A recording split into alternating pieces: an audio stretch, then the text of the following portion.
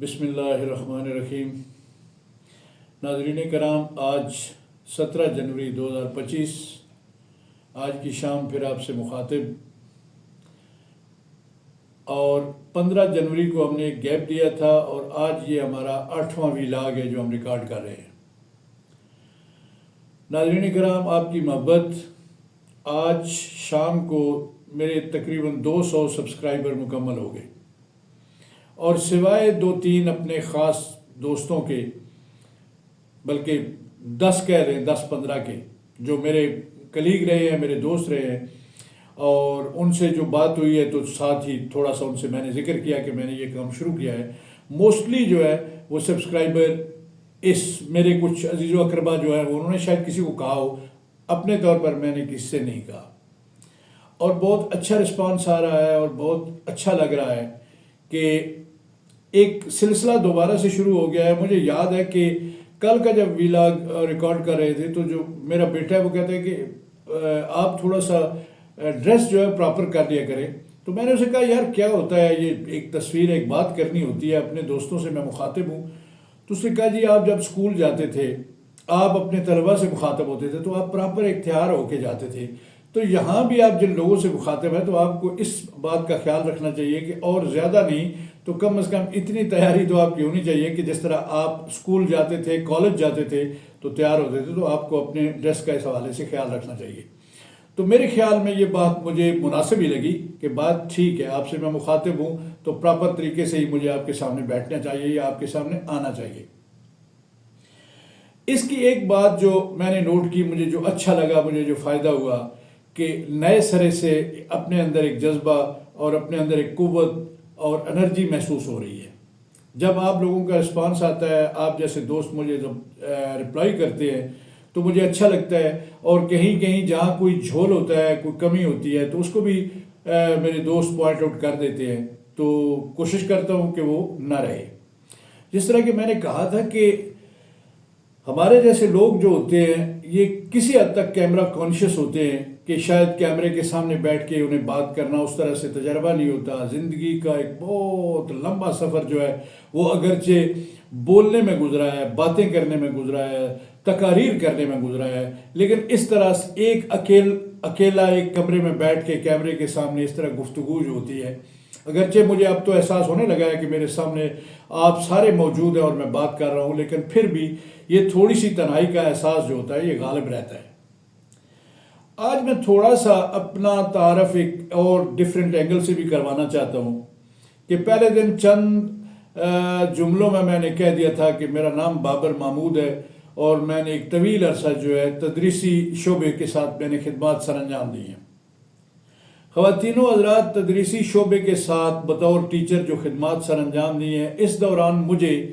اپنے دیگر دوستوں کے مقابلے میں کچھ بہتر مواقع ملے ہیں۔ ایک تو یہ ہے کہ میں 89 میں غالباً میں نے ایم اے اردو کیا پنجاب یونیورسٹی سے، اور پھر ایم اے اردو کرنے کے دوران میں نے مختلف شعراء کو پڑھا اور جدید جو شعراء ہیں ان سے بھی واسطہ رہا، اور اسپیشلی اساتذہ شعراء جو تھے ان کا بھی مطالعہ کیا۔ ادب سے میرا لگاؤ تھا، شروع سے تھا، تو اس چیز نے مجھے فائدہ دیا، لیکن کہنے کا مطلب صرف یہ ہے کہ میرا اردو ادب کے ساتھ جو وہ وابستگی تھی وہ میرے کام آئی۔ خواتین و حضرات، میرے گاؤں کال کا جس کا میں اکثر ذکر کرتا ہوں، وہاں ایک شخصیت ہوا کرتی تھی جسے لوگ محمد خان کال کے نام سے یاد کرتے تھے۔ وہ میرے چچا تھے، میرے والد صاحب کے سگے خالہ زاد بھائی تھے، اور اس نے اتفاق سے انہوں نے گورنمنٹ کالج چکوال سے 95 یا 96 میں غالباً ریگولر گریجویشن کیا، اور پھر اس کے بعد اپنی پوری زندگی جو ہے انہوں نے کوئی جاب نہیں کی، وہ فل ٹائم لوکل پالیٹکس میں ان کا وہ کچھ عمل دخل رہا۔ وہ لوکل باڈی کے کونسلر بنے، پھر اپنی یونین کونسل کے چیئرمین بنے۔ 1979 میں انہوں نے لوکل باڈی کا پہلی دفعہ الیکشن لڑا، اور پھر 1979 میں ہی وہ چیئرمین یونین کونسل بن گئے۔ پھر 1983 میں تب ہمارا ضلع جہلم ہوتا تھا، وہ ممبر ضلع کونسل جہلم منتخب ہو گئے۔ 1985 میں ضلع چکوال بنا تو وہ چکوال کے پہلے چیئرمین منتخب ہو گئے، ڈسٹرکٹ چکوال کے پہلے چیئرمین چودھری محمد خان کال۔ اب یہ جو میں تعارف کرا رہا ہوں یہ اپنے نام کو یا اپنا شملہ اونچا کرنے کے لیے نہیں کرا رہا. میں جو بات آپ سے کرنا چاہتا ہوں وہ یہ ہے کہ خواتین و حضرات، وہ شخص جس نے 1955-56 میں گریجویشن کیا تھا وہ بڑا ہی لٹریری مائنڈ کا بندہ تھا. میری ساری تربیت ان کے ساتھ ہوئی ہے. میرا اسکول لائف سے آگے چل کے جب میں فرسٹ ایئر میں داخل ہوا تب سے ماسٹرز کرنے تک، پھر اپنی سروس کے دوران سارا ٹائم ان کے ساتھ زیادہ ٹائم گزرتا تھا. اس دوران مجھے جو مواقع ملے، جس طرح میں نے کہا کہ میرے اپنے اساتذہ کے مقابلے میں مجھے زیادہ موقع ملے اور پھر بولنے کا کچھ انداز بہتر ہو گیا، وہ یہ تھا کہ ہمارے ڈسٹرکٹ چکوال میں ایک دور آیا جس دور میں یہاں ہمارے انتہائی قابل احترام میرے بزرگ، میرے مربی، میرا ان سے تعلق بھی ہے اور اس حوالے سے مجھے بہت کچھ باتیں بھی سننی پڑتی ہیں، سردار غلام عباس خان. تو وہ ضلع ناظم چکوال منتخب ہو گئے پہلی دفعہ. تو اس دوران ان کے ضلع ناظم شپ کے ان 2 پیریڈ میں مجھے 2 دفعہ جب منتخب ہوئے تو چکوال میں گورنر پنجاب کے جتنے بھی جلسے ہوئے اور وزیر اعلیٰ Punjab at that time Pervaiz Elahi صاحب تھے، ان کے جتنے جلسے ہوئے تب مجھے بطور اسٹیٹ سیکرٹری فرائض سر انجام دینے کا موقع ملتا رہا. تو اس طرح آڈینس میرے سامنے ہزاروں کی تعداد میں ہوتے تھے، لیکن اب میں اکیلے آپ کے سامنے مخاطب ہوں. تو یہ تھوڑی سی جو تمہید تھی یہ اس لیے آپ کو بتا دی کہ میں آپ سے اگر مخاطب ہوتا ہوں تو میرے اندر ایک ایسی بات ہے کہ میرا دل کرتا ہے کہ کوئی نہ کوئی بات کی جائے. ریٹائرڈ لائف جو ہے اس کا ایک میں نے کہا تھا کہ کچھ عرصہ کا جو میں نے گزارا ہے بڑا مشکل گزارا ہے. اب ایک سلسلہ یہی کہہ لیں کہ جو میں نے اپنے آپ سے جو ایک رشتہ جوڑا ہے یہ میں نے اپنے طور پہ جوڑ لیا ہے. میں بھلی باتیں کروں، جیسی بھی کروں، امید ہے بہت سے لوگ جو ہے اس کا تو اچھا رسپانس ان کا آ رہا ہے، اور باقی جن کی میں سما خراشی کرتا ہوں وہ یقیناً ان کے ہاتھ میں یہ سوئچ ہوتا ہے، وہ مجھے بے شک نہ سنیں، لیکن میرا جو رشتہ آپ کے ساتھ ہے اور بات کرنے کا رشتہ وہ میرے خیال میں چلتا رہے گا. اور مجھے امید ہے کہ مجھے اچھا رسپانس جس طرح آ رہا ہے بہت سے لوگ جو ہے میری باتوں کو سنتے بھی ہیں اور پسند بھی کرتے ہیں.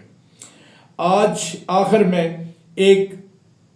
اردو کی حمد کے چند اشعار ہیں وہ آپ سے شیئر کروں گا. خواتین و حضرات، انسان اللہ کی مخلوق ہے، اور اللہ کی مخلوق حضرت آدم علیہ السلام سے لے کے آج تک دیگر مخلوقات پر انسان کو جو شرف بخشا گیا ہے، جو اسے فضیلت ملی ہے، وہ صرف اسی بنا پر ملی ہے کہ اللہ تعالیٰ نے اسے علم دیا ہے. اور علم جو اللہ نے دیا ہے یہ پیغمبروں کے ذریعے اللہ نے پیغمبروں کی ڈیوٹی لگائی کہ وہ اس کی مخلوقات تک اس کا پیغام پہنچائیں. تو جب پیغمبروں کا سلسلہ نہیں، نبی آخر الزمان کے بعد نہیں رہا، آپ صلی اللہ علیہ وسلم پر نبوت ختم ہو گئی، تو میرے خیال میں ان کی امت ہونے کے حوالے سے یہ فرائض ان کی امت کے لوگوں پر بھی ہے کہ وہ بھی جو بات اچھی ہو وہ دوسروں تک پہنچاتے رہے.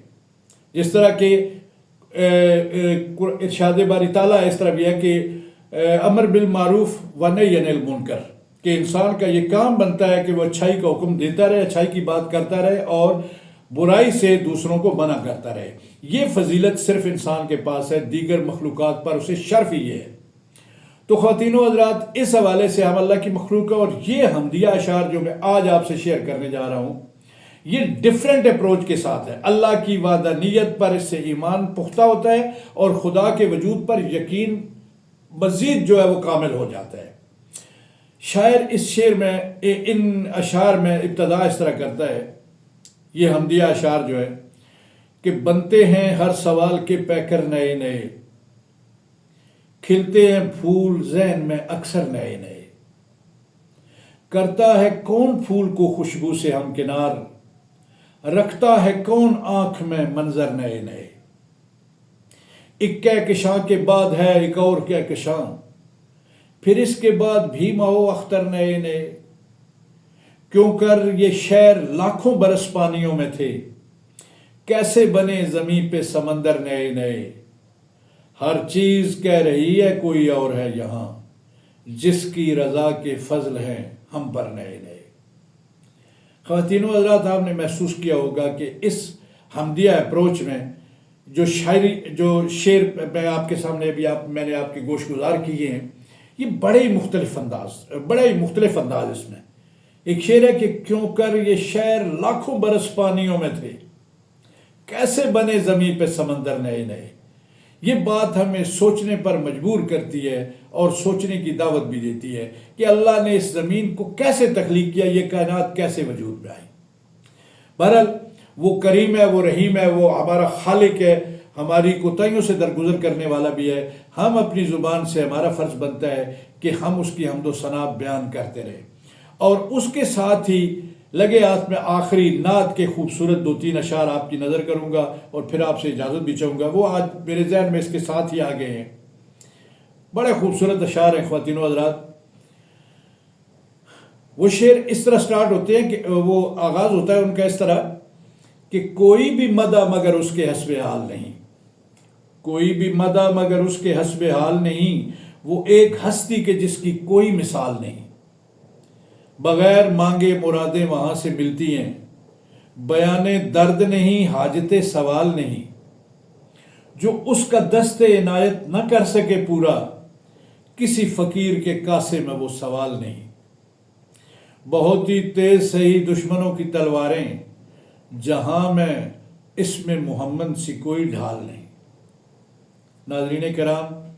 آج کا یہ ویلاگ انہی اشعار پہ اختتام پذیر ہوتا ہے۔ آپ سے صرف اتنی درخواست ہے کہ میرا جو آپ کے ساتھ یہ مخاطب ہونے کا انداز ہے، یہ ایسا ہی ہے کہ جیسے ہم باہم آپس میں گفتگو کر رہے ہیں یا آپ میرے سامنے بیٹھے ہیں۔ کوشش کرتا ہوں کہ خطابیہ انداز نہ ہو، لیکن پھر بھی بعض اوقات اس طرح ہو جاتا ہے۔ آپ سے گزارش ہے کہ میری کوئی کمی بیشی ہو تو اسے معاف کیجیے۔ اپنی طرف سے میں بھلی بات کرنے کی کوشش کرتا ہوں، جہاں کہیں میری کوئی کجی کوتاہی ہو تو آپ اس سے صرف نظر کیجیے گا، اور میری اگر رہنمائی ہو سکے تو وہ بھی کیجیے گا۔ آپ سے روزانہ کی طرح معمول میرا یہی کہ دعاؤں کی بہت سی درخواست، آپ میرے لیے دعائیں کیجیے۔ آپ کو اپنی دعاؤں میں یاد رکھتا ہوں۔ اللہ تعالیٰ آپ سب کو اپنے حفظ و امان میں رکھے۔ آج کے اس ویلاگ کو انہی الفاظ کے ساتھ ختم کرتا ہوں۔ پاکستان زندہ باد۔